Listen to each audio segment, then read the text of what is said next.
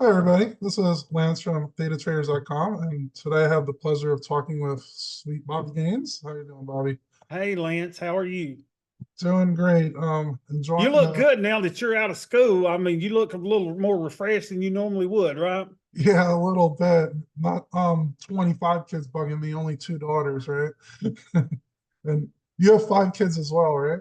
Yeah, I got five. You'll probably hear me screaming at them in a little bit. They have a tendency to poke in when I'm doing important stuff.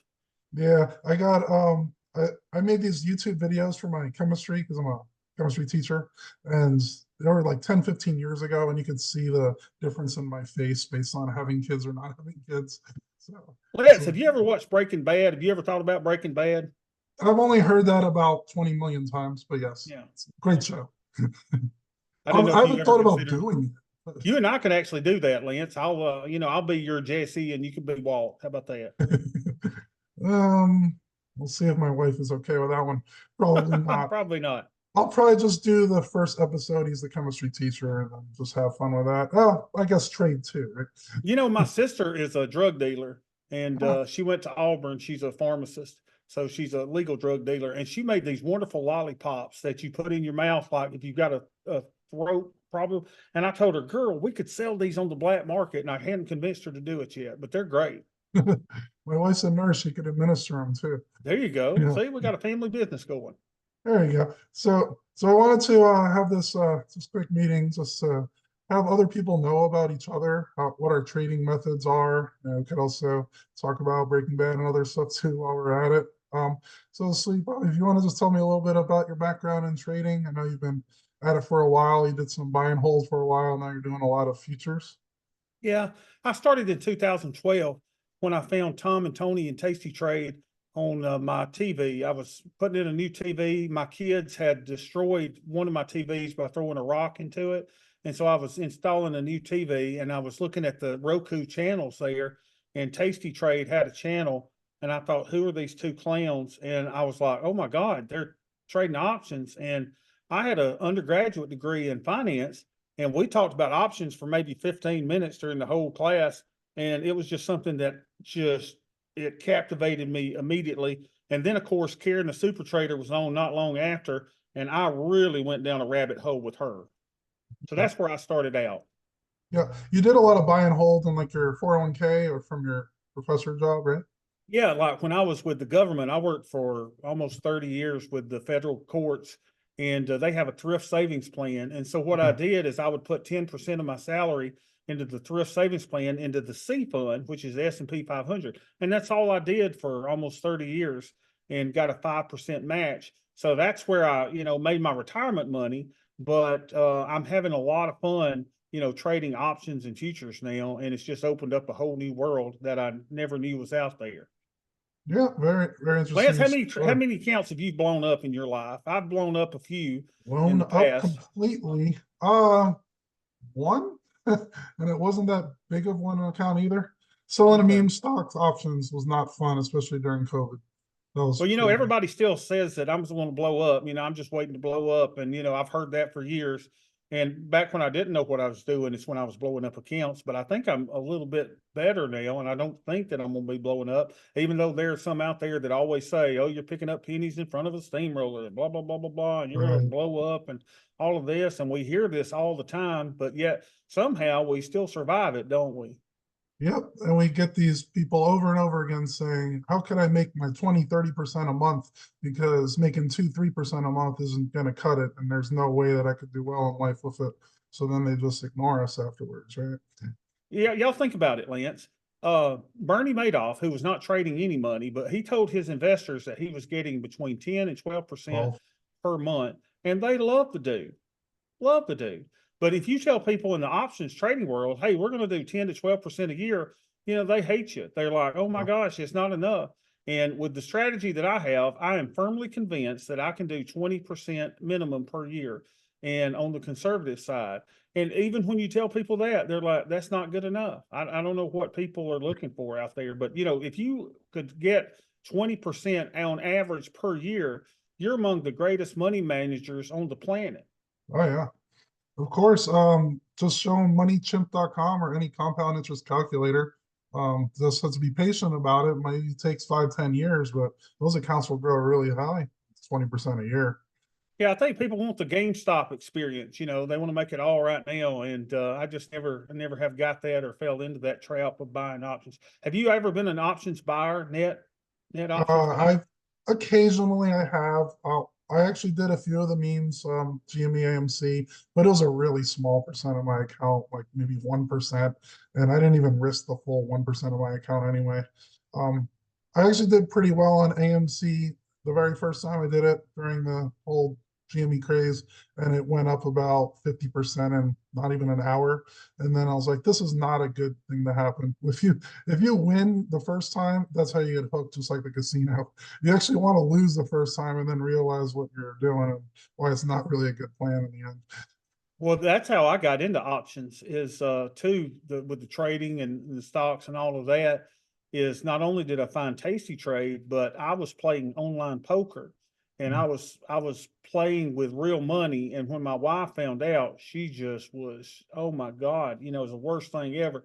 I'm going to hell because I'm gambling and all this kind of stuff. And she's like, Bobby, I tell you what, quit that and do something that you went to school for in finance. And so she has no problem with me gambling, quote unquote, with options. Yeah. She's perfectly fine with that. Yep. Do you want to elaborate a little bit on your favorite trading strategies? Very similar to mine in the end. Well, here's the thing. I have never been an original person. I always copy what other people are doing. So I copied the people that were doing. There was a trade that Tasty Trade had several years ago called there was one called the Over Easy trade, and the other one was called Sunny Side Up trade. And one of them was really the same thing as the 112, the 111 type trade, and Tony from Mexico was doing the 111, 112 top trades. And then Tom King was doing the 111, 112. And then the Canadian options trader was doing a similar 111. I don't know who come up with the trade or whatever. I don't think there's any original trade. But at first I was like, who knows? I don't really like this. And I was doing everything. Oh my gosh, I was doing broken wing butterflies and ratio spreads and all kinds of strangles and straddles and all the stuff that we typically do.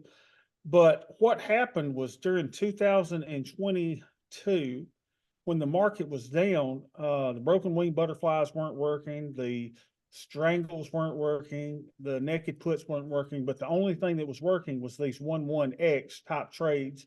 And that's when I basically said, screw the rest of it. I'm just going to do the 1-1-1 trade, 1-1-2 trades, and do it on S&P 500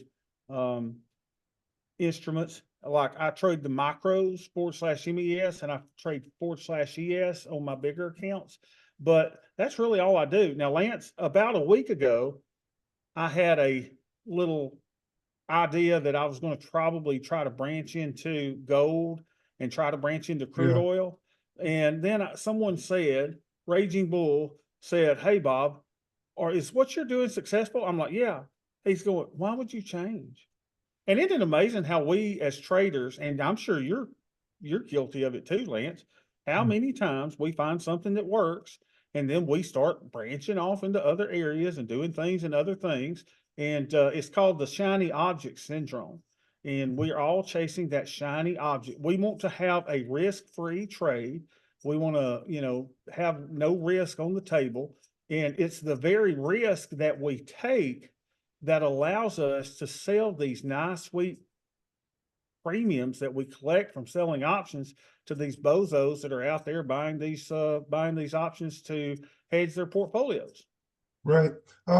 It's interesting just as a science teacher and you're a finance major, it's always looking for different tweaks, maybe a slight different thing, changing the 112 to a 111, just based on looking at back tests and how it might be better or worse. And I don't think there's anything wrong with at least testing that out, do paper trades for a while, need a large sample size in order to see it. And then, yeah, I mean, I've done many different commodities as well. I'm currently in gold and oil, and like I don't think it's necessarily a big deal to have like a big issue of it as long as you're properly allocating. So if you're not going to Obviously, if it's not broke, don't fix it. But you could do small percents on other strategies and then just to test it out. But definitely paper trade it first, I think. Yeah, and what um I've found is that anytime that I try to improve on the strategy, I just make it worse. So for example, with the 1-1-1-1-1-2 strategy, one thing that I tried to do, and I thought I was the greatest hero on the planet, was I tried to place the put debit spread in a shorter expiration Right. than the naked puts. And I thought that was the greatest thing since sliced bread, but come to find out, it really wasn't. And so I just started putting everything back in the same expiration. And then Tom King found out that it was better to go 120 days rather than 60 days. And I thought, okay, makes sense. You get further away from the money. Let's go to 120 days. So that's kind of where I've settled now. Right. And I've got everything in a nice trading plan, written trading plan. I there's two things in a trading plan that you need to have. First is you need to have rules. These are rules that must be followed regardless. You don't have a choice. And then there are permissions. And I give myself permission to do other things. So, for example, normally the naked put that I sell at 120 days, I'm going to take that off at about 30 days or when it's 95% profitable. But my trading plan allows me the permission to hold those things to expiration. So, we've all been scared to death after Tasty Trade Research. Oh God, we got to close things at 21 days. But a Yeah. lot of people found out with this strategy, you can actually hold these naked puts to expiration. Yeah, you see a lot of the trades that you have where you're really far out of the money, even on the put debit spreads, you might be 300, 400 points away, and then your naked puts are much further than that away. It doesn't really make much sense to even close it out, especially if you're not in any rush and you have your buying power pretty well. You can just let it expire anyway. Because when you're near expiration, if you're 700, 800 points out of the money, you're not even going to get much of your buying power back if you buy them back. So it's always like a tingling in my head. I'm like, yeah, I have these. They're near 90% profit, but there's not really a big rush to actually close them out. I also do have very similar trading plan where I do have my rules. I do have my permission, so to speak. And the way that I do it is a certain percent of my account, and it's pretty small. I think it's about 7, 8% of my total account. I'm allowed to do permissions on other type of trades besides my main trades. So that's another idea that you could consider. And just leave it like a small percent. A lot of people that are buy and hold investors, they might have, say, 90% in their index funds and maybe 10% for their play, GME type stocks. So it's another thing to consider, I think, as well. When you're talking about, I do a small percent, 7 to 8% on something like that. It's kind of like back during our dating years, Lance. I was a one woman guy. I didn't like playing the field, right? I didn't want to have like 6 or 7 people that I was dating all at one time. I like to focus on one woman. And, to me, Yeah. if I focus on something else outside of my trading plan and go, oh, I'm going to dabble with crypto or, oh, I'm going to dabble with this, I feel like I'm cheating on my wife. So I kind of don't do that. So I kind of keep everything into one thing. I'm all Beth and I'm all this. That's what I do. Fair enough. And then you'll be moving on up to the east side. That song just stays in my head every day I hear it. Well, I hadn't heard it in the last 3 or 4 days. It seems like the increased volatility that's kind of going on right now. Seems like my accounts have been going down a little bit lately. But the cool thing is, if you're a beginner trader, you see your net lit going down. A lot of people start panicking. But then when you look at the individual positions, you go, they're completely safe. And it's what I encourage people to do is to, first of all, do the 30,000 foot view. How are my deltas? How are my thetas? How's my buying power? How does that look? And then after you've looked at those 3 items, then zoom down to the individual trades. And, I don't really mess with anything until it becomes a 30 delta. And that was something that I picked up from Karen, the super trader. She would sell 5 delta puts and she never really looked at them or did any management on them until they become 30 delta. So basically, for those of you that may be watching that don't realize what delta is, basically she would sell something that had a 5% probability of being in the money, and you don't want them to be in the money. You want those things to expire worthless. And that goes to a 30% probability of being in the money. Well, then you need to tweak the position. You need to either close it, take the loss, or you need to, what was that? Is that a Yoo-hoo? Is that chocolate milk, Lance? Yeah, I What you just got? got a coffee going here. Oh, It looked okay. like chai tea at first. Well, it looked like a yoo-hoo. I thought, man, that looks good. Look at that. Coffee and cream, that's it. And I don't mix it. It's a little bit of a different layer. I like Yeah. the heterogeneous mixtures and not have it homogeneous throughout. You know, Okay. Well, you um, bring up all those words I have nothing about, but that's good. Homogeneous and heterogeneous and all yeah. that stuff. Um, I actually did have a very similar trading plan a few years ago in strangles. When it hit the point 0.3 delta on any side of the strangle, I would actually close it out or manage it. Interesting how it just played out to that percent and number. When do you manage your naked puts now? I'll typically close out at 90% profit, or I'll let it expire worthless. A lot of the ratio spreads that I'll do, and that's more of my permissions over the set strategy, I let those expire worthless. Like I have a ratio spread right now that's about 350 points out of the money with 5 days left. Doesn't really make any sense to close it out at this point. You know, paying an extra commission just to maybe make an extra like 50 cents. So little things like that are pretty much ones that are a little bit more of an art than a science at times, where if it's really far out of the money and very few days left, I'm okay with just letting those expire worthless. But typically it'll be a 90% in the naked puts. You bring up ratio spread, and here's a little secret for everybody out there. A 1-1-1 or a 1-1-2 is nothing but a ratio spread. Yeah. It's just got the strikes, the one short strike at a different strike, Yeah. you know. I saw it in Options as a Strategic Investment book. I have like the fourth edition made in like the mid 90s. And it was showing the ratio spread with the exact same graphs that we're looking at in our analyzed tab on Yeah. DC Trade. So it's been around for a long time. I have Just tried to read that book. It's just over my head, man. I'm just like, dude, I just can't get into this stuff. I mean, if it's yeah, worse than, if you want to put yourself to sleep, I always read the Bible at night. And I'm like, man, the first thing I do is I go sleep reading the Bible. If you really want to go to sleep, read Options as a Strategic Investment. yeah. Or see some of my YouTube videos. I hear I'm kind of boring too at times. Oh, Lance, not at all, dude, not at all. So what are some, I know you did touch on this a bit when you see people, they look at their net lick, it's dropping a bit, however, their positions are fine. Um, can you elaborate a little bit more on some other mistakes you see other traders make? Like I see that a lot with my members and they're freaking out because one down day, yet all their positions are fine. Yeah, another thing that they freak out about is if your buying power, let's say you're using 50% of your buying power. And then like last March of 2023, my buying power got up to 96%. People are like flipping out, like, oh my God, I'm about to get margin called. Oh my God, I'm about to do this. And you got to have a plan in place. James from Texas went through my mentorship. And one of the things that James learned that was really cool is that he was a pilot, both an airplane pilot and a helicopter pilot. And he talked about muscle memory. And like in the event of an emergency, in the event that you are about to crash, there is a check down of things that you have got to keep your wits about. You've got to keep calm and you've got to go through those things. And that's what I do. The first thing is, what are my deltas doing? If my deltas are totally out of whack, I've got to get those in line somewhere.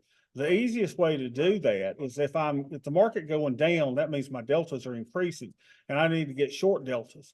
First thing I can do to stabilize the plane is to sell futures. If I sell one micro future, I get negative 50 deltas. If I sell one ES future, I get 500 deltas. So I know instantly how to get my deltas kind of settled so that I'm not tilting too far to the right or too far to the left. I'm just going straight, and that's what I would say is just don't panic. Just keep your wits. You're going to be fine. If you get a margin call, that's fine. You may have to close positions. You may have to roll positions, but I mean, my God, are you afraid, Lance, when you've got a margin call? I think I've got a margin call within the last year. It doesn't bother I've, me. I've never had a margin call before. I think the closest was around 85 or so percent. But yeah, you have plenty of time to deal with it anyway. I think they give you 24 or 48 hours Oh yeah, before they might manually take out trades for you. You wouldn't want to get to the point where TC Trades closing out trades when you had no say in it, but right. you could easily deal with it by closing out some that are not favorable. You could close out ones that are favorable just to get some buying power back. You could simply buy a put if the market's dropping a lot, and I'll bring up your buying power as well.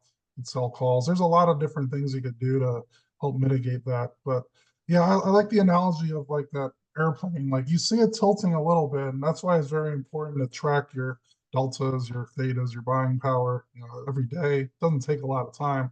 But if you're seeing some of it starting to stray a bit and you keep it there for a long time, it's going to start moving really far against you, possibly over time. So that's why it's definitely important to check it out. I'll tell you what'll run you crazy too. For those that track their Vegas, I used to try to monitor my Vegas and keep them in line. And finally, the best thing that I ever did trading was stop looking at Vega. Mm. Okay. Why do you think so? When I stopped looking at that, I was like, hey, I feel more peaceful now. It's like I can't control Vega. That was the one thing I Yeah. couldn't control. I And almost I never tried. look at it either. Yeah.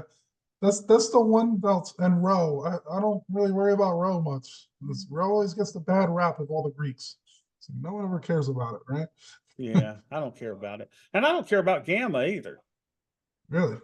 Yeah, Okay. gamma is what gamma is. And, my rule is to close everything, 30 to 21 days. So, gamma Hmm. really comes into play in the last, week or two of the option cycle. And I rarely hold anything down there. But Yeah. sometimes if we're holding these options that are still at a 5 or maybe even a 1 delta at expiration, and I'm not worried about gamma risk there. Yeah. It's been pretty much a bull market for at least the last like year and a half. And I guess a lot of your put debit spreads really hasn't hit much. What are your plans if they do get in the money? Do you typically close those out near expiration? Do you let them sit a bit? I'm Or going do to you, Applebee's, baby. That's what I'm yeah, doing. We're gonna spend some money. We're gonna take yeah. the family to the Applebee's and we're gonna have the Fiesta lime chicken. You did really well. Was it during 2022 or during COVID when you had a lot of those put debit spreads or black swan hedge? Yeah, I didn't During do as the- good for the whole year as I should have. We were up like 24% on the year. I think the market was down 20%. And but during that year, I also had a lot of other trades with the strangles and the broken wing Yeah, butterflies and everything. But if we had just done the 112, we would have done very, very well. But yeah, at that point, we did have some of those put debit spreads to come in the money. And when they get pretty close to a max profit, there's no need to leave them on. I go ahead and take them off, and I try not to let anything expire in the money. So I definitely try to close those before expiration, so we don't have any exercise or assignment fees. right. It was really good around October, November 2022 when the market took a pretty decent drop. And I guess I was just timed right on my 112s because a lot of those put debit spreads were starting to hit. And then I literally just closes out at near a max profit. And then the market just shot up right afterwards. It seemed like the timing was perfect on that one. Yeah, they worked out so great. And that's why I was like, well, this seems like an all market strategy, the 111, 112. Yeah. Now, the only little tweak that I've done lately is Raging Bull in our group did a back test where he found that the 111 was about as profitable as the 112 with less notional risk. So I have started, based on his back testing, to do more 111s than 112s just because of the notional exposure. What are you doing, Lance? You still doing 112s? Or you I'm doing still on the 111s? I'm still on the 1 and 2s. I typically look for a 20 premium on the naked puts at around 120 DTE. It was very similar to what you were doing, I think, around 2 years ago, where it was a fairly mechanical, like buy the put debit spread at the 0.25 delta, 50 width. It was about 8 or 9 debit, and then sell two at the 20 premiums on the naked puts. I'm pretty similar in that regard. And I think that was one that you and Tom King were coming up with quite a bit a few years ago. Yeah, yeah. But the 111 is still good, and I do those occasionally, especially on oil. I currently have a few 111s on there. Gold, I have a 111 and a 221 actually, just because the gold can move so much, especially on the call side. So I definitely appreciate having lower notional value. And I think the key to seeing these are you okay with the initial premium, assuming those debit spreads don't work out and the naked puts close out at say 90% profit? And if you're okay with that return compared to how much buying power you have, all the more power to you. With the 111, though, you'll have to sell a little higher delta to make it worth it. But otherwise, I actually just did a 111 on ES really far out. It's like 170 something days. And I made it a really big put debit spread. It was like a 300 width in the put debit. And then all I did is I sold one naked to cover that cost. So it's pretty much a break even at the start of the trade. especially with VIX being so low. It was one of these, permission type trades. It's not going to be one of my set trades that I do, but that's another thing that I'm trying to tweak out and see if it makes sense or if it's worth it. A lot of the times, if you have that extra BP, because I'm pretty low on my BP percent, trying out those occasionally, I think are okay, especially if it's not going to necessarily blow up the account. Now, are you doing any other hedges or anything in your accounts with the Yeah, 111s, 112s? I do a pretty simple hedge. I'm actually about to do one probably today or tomorrow where I'll look for 90 days out and I'll buy a put debit spread on ES. Typically, the bought put will be around 0.08 to zero point 0.1 delta. I don't want to go super low delta because I want at least some shot at maybe profiting on those. And I'll buy a debit spread that costs 0.5% of my net lick. So right now I'm running around a $65,000 futures account. I'll look to buy a put debit spread for about 6 or 7 debit, and then I'll end up being usually 200, 300 with on a debit spread there at a 0.08, 0.1 delta. And what is that per year that you're spending on your net lick? What percentage for your Yeah, hedges? so it'll be about 0.5%, and I'll do it once a month. So it's looking at around 5, 6% a year on it. But again, I'm looking at other tweaks like this very large put debit spread, 300 with, that didn't cost any debit. It was a break even, at least tail profit trade, and it used very little buying power too. So I'm considering doing things like that, and then possibly lowering those hedges that I just talked about. So maybe cut that to like 0.25 or so per month. I'm still in testing phase. And as we probably both realize, we're on testing phase on a lot of different things that may never see the light of day, but it's definitely good to look at it. Yeah, it's amazing. I've tried everything. I tried the VIX hedge. I tried buying puts, as a percentage of your net lick. And I've tried the Black Swan hedge. And ultimately, I was doing no hedges with the Mhm. 1-1X type trade until I had a session with Uncle Tony from Mexico. And he was basically going, Bobby, why are you not doing Bertino's Black Swan hedge that you used to do? Why did you stop doing that? And I couldn't give a good answer. Sometimes I don't remember why I stopped doing things that were successful. It takes a lot of management. There's a lot of things I have to look at, Yeah. but I have since that time for probably the last 3 months, I've been running the Run Bertino's Black Swan hedge Mhm. as well. So that's been kind of fun, and it adds another dimension that's not as monotonous as the 1-1X, because the one one Right. X basically is put a trade on a week, take a trade off, put one on, Mhm. take one off. And that's basically all it is. So it's given me a little more activity looking for those GTC orders to fill with the Black Swan hedge. Yep, good point. Black Swan hedge is an interesting trade, and I was considering doing it, but there's quite a bit of moving parts with it, and also the There are. commissions add up as well. So I'm not quite at the case of doing it yet, but I might in the future.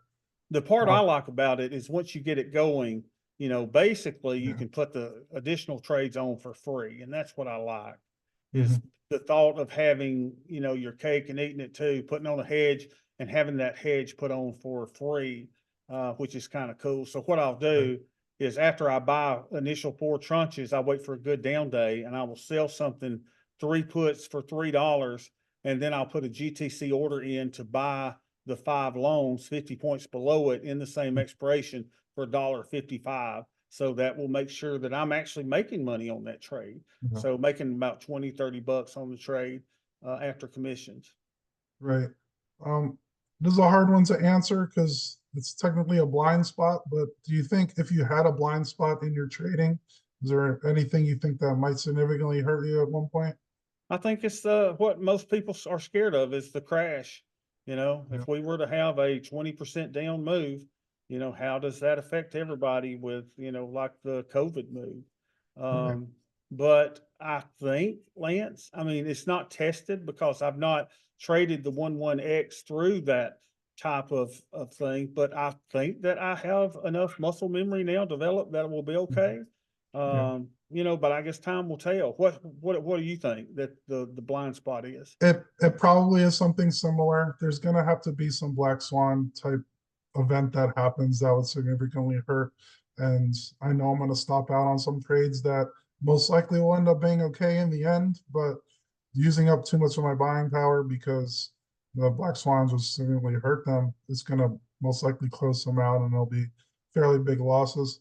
I don't, where you happen to be looking at your account last month when the whole Middle Eastern conflict happened and volatility was just going nuts. I don't know if you were having to look at your account during that. It was near the middle of the night. Not really. I heard some people texting me, they were scared to death, and I Yeah, slept like a baby. So I don't remember that, I remember anything, but apparently there was a big move during the night and I missed it and woke yeah. up in the morning and everything was fine.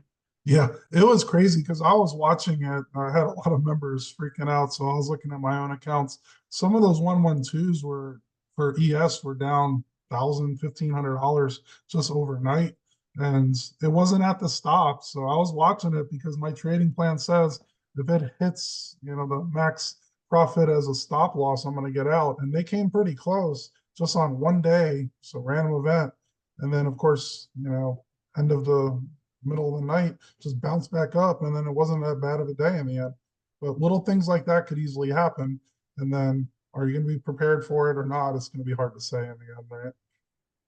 And how often do you set alerts or anything at night to wake you up or anything? I don't. I just kind of go to No. sleep, you No, know. I'll browse my account more than I need to and more than I have to just to see what's happening, but I pretty much never do anything with it. I'm just curious at what the numbers are looking like. And there was red everywhere in that account that night. And it was a bit scary, I'm not gonna lie, but didn't actually do, I don't think I actually took any trades besides a quick hedge that just pretty much went to nothing right afterwards. And it was just a crazy time because I bought, I think it was a 14-day, similar to Raging Bull, 14-day buy or put. And I did that and it went down at least 50% overnight on a 14-day because the market just shot back up afterwards. So What is your plan, Lance, going into the election? Remember the last time that Trump was elected, the market really took a pounding, but immediately came back up. Do you foresee any increased volatility, increased I mean, movement around the election? I would think just based on the VIX being near historic lows, what is it, around 12, 13? I think today went up a bit. But we're so low as it is, it's going to have to be going up, especially if the election might be close, in the weeks before. So just based on the volatility going up, I'm probably going to be cutting a little bit less on my trades before the election and just not adding on as much as I normally will. That doesn't mean stop completely. It might just be a smaller percent that I'm adding on. But then after that, it should just be the same type of trades that I'm doing in the end. Because most likely, whenever someone gets elected in the next election, the volatility will most likely go back to normal. At Well, least and the that's what good I thing think. is the market has already sat through two of these presidents. It's not like there's an unknown with who, if either one of them are there, the market already knows kind of what to expect with each one of the dudes running, right? Yeah, that's true. And as it is now, it looks like it might be a relatively close election. It's going to probably come down to maybe 5 or 7 swing states. So if a few of those states are pretty close in the initial polls before, then the volatility should go up because we're not really sure who's going to necessarily be the president anyway. Yeah, I'm in one of those swing states, Georgia. So where are you at, Yeah. Lance? Where are you I'm in again? I'm in Texas. It probably won't make much difference what I vote. Yeah, yeah, yeah, Yeah, but Georgia's definitely a swing state, and it could go either way. yeah. Hard to say. I'm Any only other selling my vote for $100,000. So if Trump or Biden wants to give me 100 grand, I'll shoot your way. right? Any other further questions you have at this point? I don't think so, Lance. It's been good talking with you, though. I've Yeah, enjoyed it. it was almost like when we have our trading plans, it's like a Mozart symphony and everything is so structured. But then when we were talking, it felt like jazz and it's like Miles Davis and we're going in all these different directions. So it's Yeah, very yeah. interesting talking to other traders like you. Yeah, and I would encourage anybody out there, if you don't have a written plan, get you a written plan. Mine is 6 pages long. Yours doesn't have to be that. But, any trade that we trade that is not part of a written trade, I contend is a dumb trade. So don't be a dumb trader. Make sure you're Yeah. trading what your plan says and know why you're doing it. And then have a plan to exit or to adjust the plan if the trade goes against you. if we got a nickel for every time we said that to other people, we would be picking up a lot of nickels in front of steamrollers in the end. Absolutely. Yep, definitely agree. Have a written training plan, follow the plan. Sometimes I'll give the slightly snotty answer whenever someone says, "What do I do with this position?" Well, what does your trading plan say?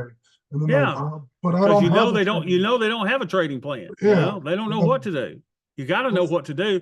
Now, here's the thing, Lance. If I blow up my account and I have followed my plan completely, I still am a winner. You yeah, know, hey, the market got me. Market got me. I was trading my plan. Hey, I did according to plan, but I yep. think based on the plan, I think we can withstand just about anything they throw at us. Yeah, a few months ago, I stopped out on a soybean trade. It was near 3% of my net lick, but that's what my trading plan said. I stopped out of it and I didn't care at all. Like I did not feel bad one bit. So I knew I followed my plan and then just moved on. And then the next like month or two was a really good month. So a lot of times you might have that analysis paralysis, or you have one stop loss, and then you freak out, and then you semi give up or don't even do any trades, and then you're missing out on possible big gains that you could have had if you just didn't really worry about it. Yeah. Have you ever read Trading in the Zone by Mark Douglas? Oh, I love it. Yes. Yeah, definitely highly recommend having that with your trading plan, and listen to any of Mark Douglas's videos on YouTube. He has a lot of big, like hour-long sessions on just the market psychology. So it's great to listen to that. It just kind of grounds you, you know, it just puts you in that center space where you go, hey, wait a minute.